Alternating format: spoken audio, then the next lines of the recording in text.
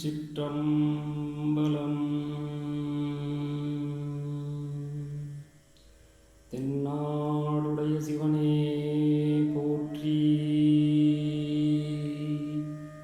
எந்நாட்டவர்க்கும் இறைவா போற்றி. நம்மில் பலர் நான் யாருக்கும் ஒரு கெடுதல் கூட நினைக்கவில்லையே, இருந்தும் எனக்கு மட்டும் ஏன் இவ்வளவு கஷ்டம் வருகிறது என்று புலம்ப கேட்டிருப்போம். அதற்கான காரணத்தை இதற்கு முந்தைய காணொளியில் கண்டோம். அப்படியானால் உட்பிறவியில் செய்த வினையை எப்படி தீர்ப்பது என்றால் பிறவாமையை வேண்டுவதுதான். அதைத்தான் ஒவ்வொரு அடியார்களும் சித்தர்களும் வேண்டியிருக்கிறார்கள், அதனை பெற்றும் இருக்கிறார்கள். வான்புகழ் வள்ளுவப் பெருந்தகையோ தனது திருக்குறளில் பிறவி பெருங்கடல் நீந்துவார் நீந்தார் இறைவனடி சேராதார், இறைவனுடைய திருவடியை நினைப்பவர்கள் மட்டுமே பிறவி எனும் துன்பக்கடலை நீந்தி கரை சேருவார், சிவனுடைய திருவடியை நினைக்காதவர்கள் பிறவி என்னும் துன்பக்கடலை நீந்தி கரை சேர மாட்டார் என்கிறார். திருமூலரோ மண்ணொன்று கண்டீர் இருவகை பாத்திரம், திண்ணென்று இருந்தது தீயினைச் சேர்ந்தது, விண்ணின்று நீர்விழின் மீண்டும் மன்னார் போல், எண்ணின்ற மாந்தர் இறக்கின்றவாறே. ஒரே மண்ணில் செய்யப்பட்ட இரண்டு பாண்டங்களில் ஒன்று சுடப்பட்டு வலிமையாக இருக்கிறது, மற்றொன்று சுடப்படாமல் மழை நீரில் கரைந்து மீண்டும் மண்ணாவது போல எண்ணில்லாத மக்கள் இறந்து விடுகின்றனர்.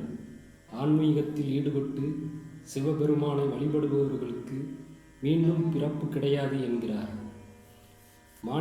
மாணிக்கவாசக பெருமானோ தொல்லை இரும்பிறவி சூழும் தலை நீக்கி அல்லல் அறுத்து ஆனந்தம் ஆக்கியதே, எல்லை மறுவா நெறியலிக்கும் வாதவூர் எங்கோம் திருவாசகம் எனும் தேன். நமச்சிவாய வாழ்க, நாதந்தாள் வாழ்க, இமைப்பொழுதும் என் நெஞ்சில் நீங்காதான் தாழ் வாழ்க, கோகலியாண்ட குருமனிதன் தாழ் வாழ்க, ஆகமம் ஆகி நின்று அன்னிப்பான் தாழ் வாழ்க, ஏகன் அநேகன் இறைவன் அடி வாழ்க,